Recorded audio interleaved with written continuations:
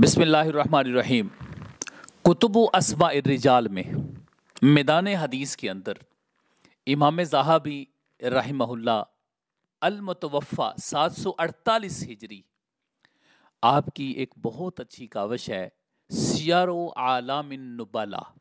یہ جو کتاب ہے امام ذہبی رحمہ اللہ کی سیر و اعلام النبلا، اس کتاب کے مختلف نام سامنے آئے ہیں۔ ایک ہے تاریخ النبلا اور ایک ہے سیر النبلا، لیکن جو قدیم نسخہ جات سامنے آئے اس میں مکمل نام جو معروف ہے وہی سامنے آیا، سیر و اعلام النبلا۔ امام ذہبی رحمہ اللہ کی یہ کتاب راویوں کے احوال پر مشتمل ہے اور اس کا دورانیہ صحابہ کرام علیہم رضوان سے لے کر امام ذہبی رحمہ اللہ کے اپنے دور تک ہے، یعنی 8ویں صدی ہجری تک۔ امام ذہبی رحمہ اللہ آپ نے جو یہ خدمت سر انجام دی ہے، اس کے بارے میں یہ مختلف آراء پائی جاتی ہیں کہ اس کتاب کا جو مصدر ہے وہ کون سا ہے۔ بعد نے یہ کہا ہے کہ امام ذہبی رحمہ اللہ نے جو اپنی ابتدائی کتاب لکھی تھی تاریخ الاسلام، یہ اسی کا اختصار ہے، جس طرح کہ امام ابن حجر عسقلانی رحمہ اللہ نے بھی کہا ہے اور حاجی خلیفہ رحمہ اللہ نے بھی یہ کہا ہے کہ جو سیر و اعلام النبلا ہے یہ تاریخ الاسلام کا اختصار ہے۔ لیکن عہد حاضر کی کچھ شخصیات نے باقاعدہ طور پر امام ذہبی رحمہ اللہ کا منہج لکھا ہے سیر پر، تو اس میں انہوں نے یہ بھی کہا ہے کہ یہ ایک مستقل تصنیف ہے۔ بہرکیف جو ان کے مطالعہ سے ہمیں بات سمجھ میں آئی ہے وہ یہی ہے کہ امام ذہبی رحمہ اللہ نے استفادہ کیا ہے ضرور اپنی کتاب تاریخ الاسلام سے، کیونکہ وہ ابتدائی طور پر ایک جامع کتاب لکھی تھی اور ایک مصنف جب اس طرح کی کوششیں سر انجام دیتا ہے تو وہ ضرور استفادہ کر لیتا ہے اپنی کتاب سے۔ تو امام ذہبی رحمہ اللہ نے اس سے استفادہ کیا، ہاں اس میں کچھ فرق ہے، وہ آخر میں بھی ہم بیان کریں گے، لیکن ابتدائی طور پر یہ ہے کہ امام ذہبی رحمہ اللہ نے سیر و اعلام النبلا جو ہے اس کے اندر آپ نے جتنے بھی راویوں کے بارے میں بیان کیا ہے اس میں جو حدیثی پہلو تھا اس کو نمایاں رکھا ہے۔ وہاں پر بھی اگرچہ بیان کیا لیکن تاریخ الاسلام میں راویوں کا اختصار ہے، یہاں پر اس کی بڑی تفصیل کے ساتھ آپ نے جو محدثین کرام ہیں ان کے احوال کو بیان کیا اور بڑی ہی تفصیل کے ساتھ، اور جرح و تعدیل کے اقوال کو بھی ذکر کیا، یہ بھی ہم تفصیل عرض کرتے ہیں۔ اس کا مطلب ہے کہ تاریخ الاسلام وہ اس کا مصدر ضرور ہے، لیکن امام ذہبی رحمہ اللہ نے سیر و اعلام النبلا کے اندر کچھ چینجنگ، کچھ اضافے کیے، کچھ عبارت کو طویل کیا اور اس کی بڑے ہی اہم اور بڑے ہی احسن طریقے سے اس کی وضاحت بھی کر دی اور اس کے حدیثی پہلو کو واضح بھی کر دیا۔ امام ذہبی رحمہ اللہ کی سیر و اعلام النبلا کی جو تقسیم کی ہے امام ذہبی رحمہ اللہ نے، وہ اس طریقے سے کی ہے کہ 35 طبقات میں اس کو تقسیم کیا ہے۔ تاریخ الاسلام میں امام ذہبی رحمہ اللہ نے 70 طبقات ذکر کیے ہیں اور ایک ایک دہائی پر اس کو لے کر آئے، ایک دہائی کے طریقے سے اس کی تقسیم کر دی ہے۔ اور جو سیر و اعلام النبلا کتاب ہے امام ذہبی رحمہ اللہ کی، اس کے اندر 35 طبقات، بعد نے 40 بھی کہا ہے، لیکن جو اس کتاب کے سامنے جو اس کی فہرست ہے اس کے اندر جو بیان ہوئے ہیں وہ 35 طبقات ہیں۔ اب ان 35 طبقات کی تقسیم کس طرح کی ہے؟ سب سے پہلے تو امام ذہبی رحمہ اللہ نے رسول اللہ صلی اللہ علیہ وسلم کی سیرت کو بیان کیا ہے، پھر اس کے بعد باقاعدہ طبقات کا ذکر کیا ہے۔ تو پہلے طبقہ میں صحابہ کرام اور تابعین کبار کا ذکر کیا، پھر اس کے بعد دوسرے سے لے کر چھٹے تک تابعین کے احوال بیان کیے۔ اس کے بعد جو طبقات ہیں اس کے اندر امام ذہبی رحمہ اللہ نے جن شخصیات کا ذکر کیا وہ تقریباً ہر فن سے تعلق رکھنے والی شخصیات تھی۔ مثال کے طور پر خلفاء کا ذکر کر دیا، اس کے اندر اطباء کا ذکر کیا،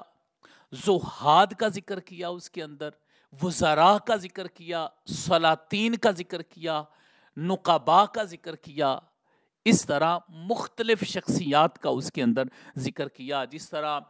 شعراء ہیں، نحوی ہیں، نحات، ان کے بارے میں ذکر کر دیا۔ تو اس طریقے سے امام الذہبی رحمہ اللہ نے مختلف شخصیات کا ذکر کیا، اور یقیناً اس کی وہی وجہ تھی جو انہوں نے تاریخ الاسلام میں بتائی تھی کہ میں یہ چاہتا تھا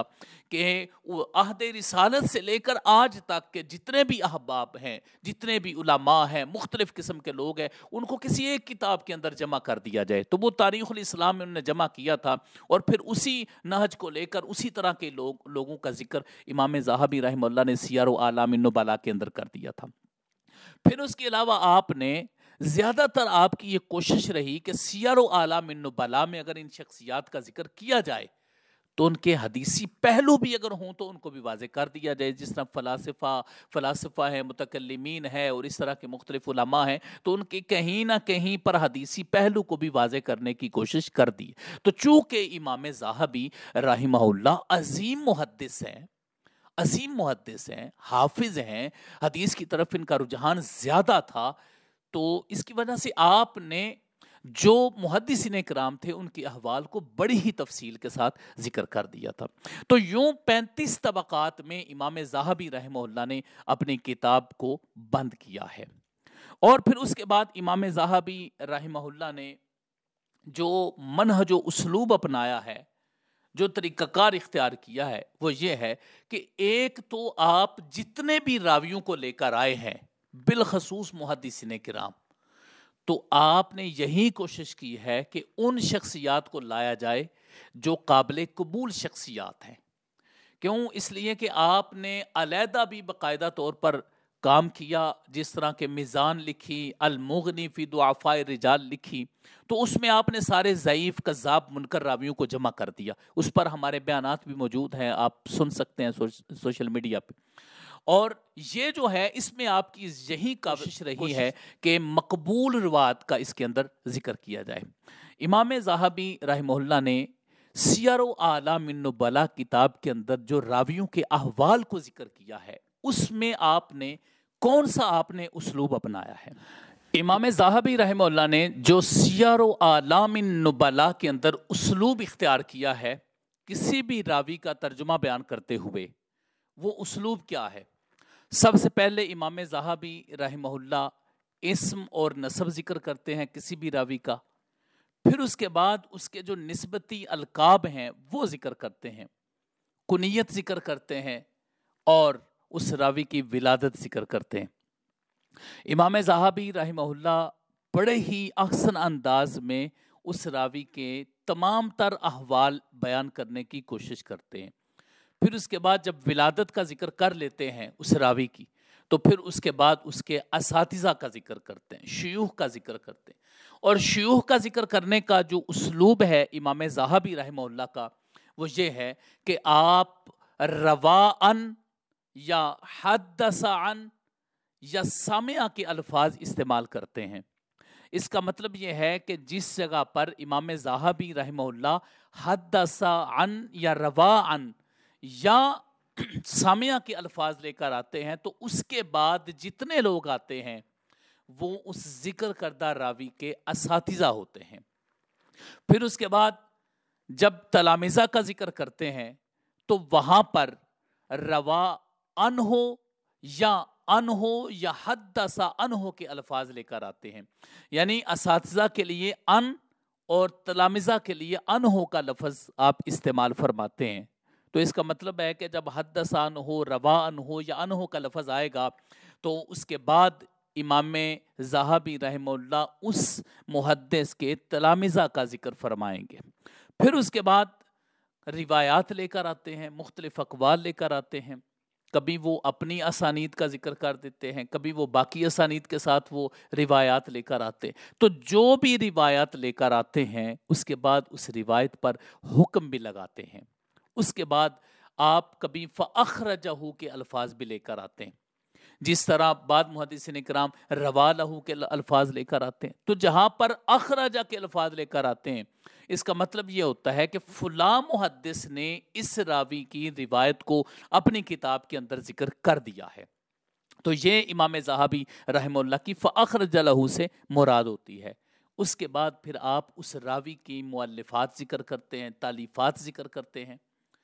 اور پھر اس کے بعد ان کی علمی خدمات بیان کرتے ہیں اور علمی مقام و مرتبہ بیان کرتے ہیں، پھر ان پر مختلف محدثین کرام کے جرح و تعدیل سے متعلق اقوال لے کر آتے ہیں، اور پھر اس کے بعد اپنی طرف سے جو اپنی رائے دیتے ہیں اس کے لیے لفظ قلت استعمال کرتے ہیں۔ کبھی وہ جرح تعدیل کے آخر میں ہوتی ہے اور کبھی علمی مقام و مرتبہ کے بعد ہوتی ہے، اور امام ذہبی رحم اللہ یہ فرماتے ہیں قلت، اس کے بعد پھر وہ اقوال لے کر آئیں یا اپنی رائے پیش کریں یا کسی اور کتاب کی طرف سے ریفرنس دے دیں، تو یہ امام ذہبی رحمہ اللہ طریقہ کار اختیار فرماتے ہیں۔ اقوال جرح و تعدیل کو بڑے ہی احسن انداز میں لے کر آتے ہیں، محدثین کرام کے اقوال ذکر کرتے ہیں، ان کے نام ذکر کرتے ہیں، اور پھر اس کے بعد عمومی طور پر جس طرف آپ کو وہ راجح لگتا ہے، جو آپ کو بہتر لگتا ہے، آپ وہ کئی مقامات پر اپنا فیصلہ بھی سناتے ہیں۔ پھر اس کے بعد آپ اس راوی کی وفات پر مختلف اقوال لے کر آتے ہیں، کئی محدثین کرام کے اقوال ذکر کرتے ہیں یا قیلہ کے ساتھ ذکر کرتے ہیں، قیلہ ماتا، یا کسی کا ذکر جس طرح امام بخاری رحمہ اللہ کا ذکر کر دیا یا کسی کا بھی ذکر کر دیا، اور پھر اس کے بعد آپ اپنی وضاحت بھی دیتے ہیں کہ یہ قول صحیح ہے یا نہیں ہے، اس قول میں خطا ہے کہ نہیں ہے، یا صحیح قول کیا ہے ان کی وفات کے حوالے سے۔ تو اس طرح امام ذہبی رحمہ اللہ وفات پر بھی مختلف اقوال لے کر آتے ہیں، کئی مقامات پر شعراء کے اشعار ذکر کرتے ہیں، ادبا کے کلام ذکر کرتے ہیں، اور مقام و مرتبہ کے لحاظ سے تراجم بھی ذکر کرتے ہیں۔ اگر کوئی زیادہ معروف شخصیت ہے تو ان کا تفصیلی ذکر کرتے ہیں، جس طرح امام یحییٰ بن معین ہو گئے، باقی محدثین کرام ہو گئے، ان کے بڑی ہی تفصیل کئی صفحات پر مشتمل ان کے احوال کو ذکر کرتے ہیں، اور جو زیادہ معروف نہ ہوں ان کے احوال کو بھی مختصراً ذکر کرتے ہیں۔ کئی احوال کو ایک صفحے پر ہی ذکر کر دیتے ہیں اور کئی کے لیے 10 صفحات لے کر آتے ہیں، جیسی جیسی شخصیت ہو یا جیسی جیسی ضرورت ہو اس کے مطابق امام ذہبی رحمہ اللہ راوی کے احوال کو لے کر آتے ہیں۔ آخری شخصیت جو امام ذہبی رحمہ اللہ نے ذکر کیا وہ سلطان الملک المنصور نور الدین علی ہیں۔ اسی طرح امام ذہبی رحمہ اللہ راویوں کے احوال کو بیان کرتے ہیں۔ اب سوال یہ ہے کہ جو تاریخ الاسلام امام ذہبی رحمہ اللہ کی کتاب ہے، اور پھر اس کے بعد جو آپ نے سیر و اعلام النبلاء لکھی ہے، اس کتاب میں دونوں کتابوں کے اندر تاریخ الاسلام اور اس کے اندر کیا فرق ہے، اس حوالے سے عرض کروں۔ سب سے پہلی بات یہ ہے کہ آپ نے سیر و اعلام النبلاء میں محدثین کرام کے احوال کو بڑی تفصیل کے ساتھ ذکر کیا ہے، اور ان کا جو حدیثی پہلو ہے وہ تاریخ الاسلام کی بنسبت سیر و اعلام النبلاء میں زیادہ واضح کیا ہے۔ پھر اس کے بعد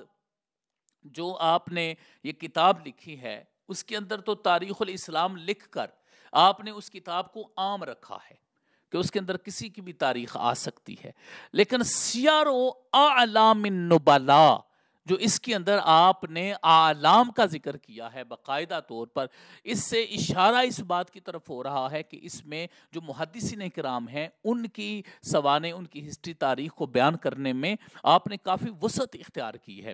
کیونکہ آپ نے اس کتاب کے اندر اس کا نام اعلام رکھا ہے، سیر و اعلام النبلاء۔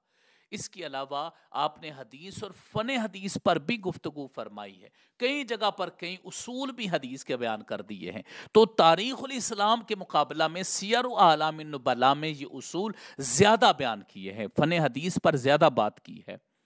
اس کے بعد اس کے علاوہ آپ نے کافی تفصیلی مواد ذکر کر دیا ہے تاریخ الاسلام کی بنسبت۔ پھر اس کے بعد یہ ہے کہ آپ نے کئی روایات ایسے ذکر کیے ہیں جو تاریخ الاسلام کے اندر نہیں ہیں لیکن سیر و اعلام النبلاء کے اندر ہیں، اور کئی ایسے محدثین کرام ہیں جن کا ذکر وہاں پر نہیں تھا تو آپ یہاں پر لے کر آئے ہیں۔ یہ فرق ہے تاریخ الاسلام اور سیر و اعلام النبلاء کا۔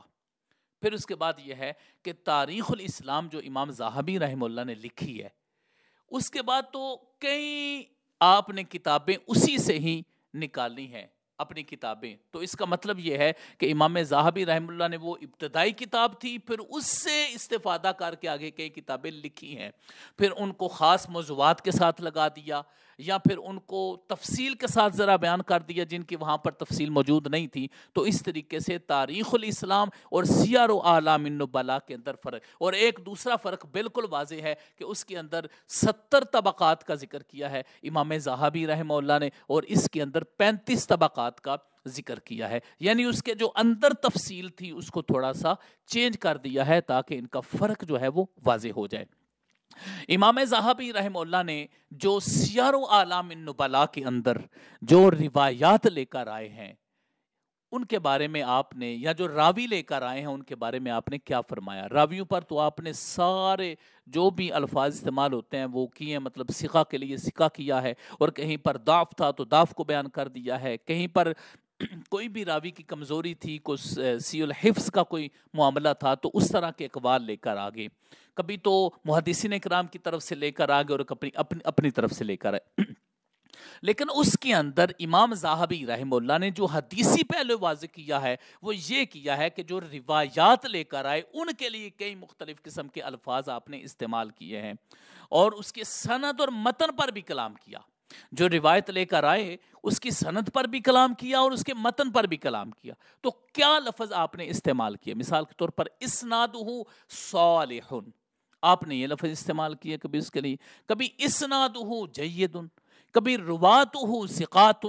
کبھی فیہ انقطاع، اسنادہ ضعیف، اسنادہ واہن وغیر ذالک، یہ لفظ آپ نے استعمال کیے. اور کبھی آپ نے اس حدیث کی صحت کو بیان کرتے ہوئے واضح طور پر یہ فرمایا صحیح متفق علیہ فی الصحیحین، صحیح غریب، حسن غریب، یہ الفاظ آپ نے استعمال کیے. تو یہ کتاب تھی امام ذہبی رحمہ اللہ کی سیر و اعلام النبلاء، جس کو آپ نے اس خوبصورت انداز میں بیان کر دیا ہے. امام الذہبی رحمہ اللہ کا سیر و اعلام النبلاء میں جو اسلوب تھا اس کے بیان کے بعد اب ہم اس اسلوب کی ایک مثال دینا چاہتے ہیں جو امام ذہبی رحمہ اللہ نے اپنی کتاب سیر و اعلام النبلاء کے اندر ذکر کی ہے. تو اس حوالے سے آپ ذرا اس کا اسلوب سماعت فرمائیے. امام ذہبی رحمہ اللہ نے امام ابو قریب محمد بن العلا بن قریب الحمدانی رحمہ اللہ جو کتب ستہ کے راوی ہیں ان کے احوال کو ذکر کیا یہاں پر. وہ فرماتے ہیں ابو قریب محمد بن العلا بن قریب الحمدانی. جب ہم اس دیکھتے ہیں تو ہم یہ دیکھتے ہیں کہ امام ذہبی رحمہ اللہ نے کنیت بھی ذکر کر دی، ان کا نام بھی ذکر کر دیا، ان کا نسب بھی ذکر کر دیا اور ان کا نسبتی لقب بھی ذکر کر دیا. پھر اس کے بعد فرمایا عین، اور جہاں پر امام ذہبی رحمہ اللہ عین دیں وہ رموز ہوتے ہیں امام ذہبی رحمہ اللہ کے، اور اس سے مراد ہوتا ہے کہ یہ کتب ستہ کے راوی ہیں. پھر اس کے بعد ان کے القاب بیان کرتے ہوئے امام ذہبی فرماتے ہیں الحافظ الثقات الامام شیخ المحدثین ابو قریب الحمدانی الکوفی. یعنی اس میں انہوں نے ان کے القابات اور ان کا مقام و مرتبہ بھی بیان کر دیا ہے، علمی مقام و مرتبہ، کہ وہ حافظ بھی ہیں، وہ ثقہ بھی ہیں، وہ امام بھی ہیں، وہ شیخ المحدثین بھی ہیں. پھر اس کے بعد فرماتے ہیں ولد سنہ 61 مئہ. اب یہاں پر آ کر ان کی ولادت کو بھی ذکر کر دیا، اور پھر اس کے بعد فرمایا وحدث عن ابی بکر بن عیاش وحشیم ویحیی بن ابی زائدہ. اب یہاں پر حدث عن کا لفظ بولا تو اس کا مطلب ہے کہ یہاں سے آگے ان کے اساتذہ کا ذکر کیا جا رہا ہے جو ابو قریب کے اساتذہ ہیں، ابی بکر بن عیاش، حشیم، یحییٰ ابن مبارک، عبد الرحیم وغیرہ. پھر اس کے بعد فرماتے ہیں وصنف وجمع وارتحل. فرماتے ہیں کہ انہوں نے کتابیں بھی لکھی، انہوں نے احادیث کو جمع بھی کیا اور اس کے لیے سفر بھی کیے. یعنی امام ذہبی رحمہ اللہ نے ان کے سفر کی طرف بھی اشارہ کیا، ان کی کتب کی طرف بھی اشارہ کیا اور ان کی حدیث کے لیے خدمات کی طرف بھی اشارہ کیا. پھر اس کے بعد فرماتے ہیں وَأَنْهُ الْجَمَاعَةُ السِّتَّةُ. اب جب انہو کا لفظ بولیں گے یا حدث عنہ کا لفظ بولیں گے یا روا عنہ کا لفظ بولیں گے تو یہاں سے مراد ہوگا اس کے بعد ان کے تلامذہ، یعنی ابو قریب کے تلامذہ کون سے ہیں. پھر فرمایا الجماعۃ الستۃ، ان کے بارے میں یہ فرمایا کہ ان سے جو روایت کیا ہے وہ کتب ستہ نے ان سے روایت کیا ہے. محمد بن یحییٰ زہلی نے روایت کیا ہے, ابو زرع ابو حاتم نے کیا ہے, ابن ابی دنیا نے ان سے کیا ہے. تو اس کا پھر یہ مطلب ہوا کہ امام ذہبی رحمہ اللہ نے یہ بھی بتا دیا کہ ان سے کس کس شخصیت نے احادیث کو روایت کیا ہے, وہ بھی ذکر کر دیا. پھر اس کے بعد یہ فرمایا امام ذہبی رحمہ اللہ نے ان کے اساتذہ, تلامذہ اور جن جن کتابوں کے اندر ان کی روایات آئی, یعنی جن جن آئمہ نے ان کی روایات کو لیا, اس کو بھی بیان کر دیا. پھر اس کے بعد ان پر حکم لگایا, فرمایا وثقہ نسائی وغیرہم. فرماتے ہیں کہ امام نسائی اور دیگر علماء کرام نے ان کی توثیق کی ہے. وقال ابو حاتم صدوق, اور امام ابو حاتم نے ان کو صدوق قرار دیا ہے. اس طرح باقی بھی آگے جا کر اقوال ذکر کرتے ہیں اور علمی مقام و مرتبہ اور حدیث کے ساتھ ان کی اٹیچمنٹ کو بیان کرتے ہوئے فرماتے ہیں وقال موسیٰ بن اسحاق سمعت من ابی قریب 100,000 حدیث. وہ فرماتے ہیں کہ میں نے ابو قریب سے 1,00,000 احادیث سنی ہے. تو اس کا مطلب ہے کہ ان کے پاس رسول اللہ صلی اللہ علیہ وسلم کی 1,00,000 احادیث موجود تھیں, چاہے وہ احادیث کی اسانید تھیں,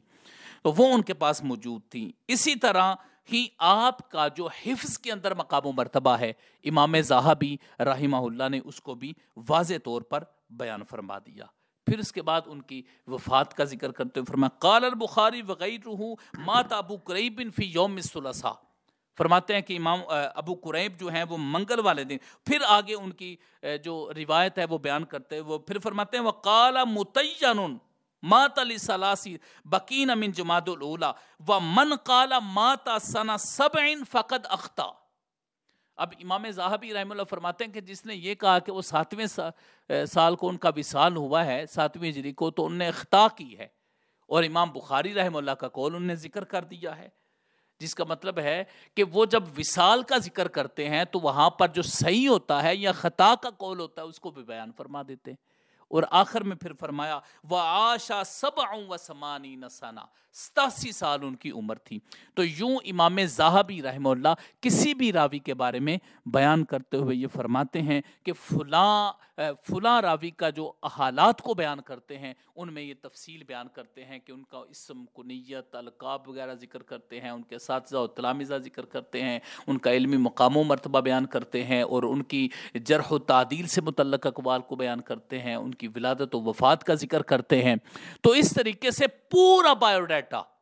امام ذہبی رحمہ اللہ سیر و اعلام النبلاء کے اندر ذکر کر دیتے ہیں. بڑا بڑا تفصیلی بھی بیان کرتے ہیں, جیسے جیسے کسی کا مقام و مرتبہ ہے اس کو بیان کرتے ہیں. تو امام ذہبی رحمہ اللہ کتاب سیر و اعلام النبلاء اس حوالے سے ایک مصدر کی حیثیت بھی رکھتی ہے. اللہ رب العزت امام ذہبی رحمہ اللہ کے درجات کو مزید بلند فرمائے. انہوں نے حدیث پاک کے لیے جو راویوں کی ضرورت تھی اس پر اہم کام کیا. اللہ ہمیں بھی احیاء حدیث کی توفیقات نصیب فرمائے. آمین یا رب العالمین. وصلی اللہ علی حبیبہ سیدنا محمد وآلہ وصحبہ اجمعین برحمتک.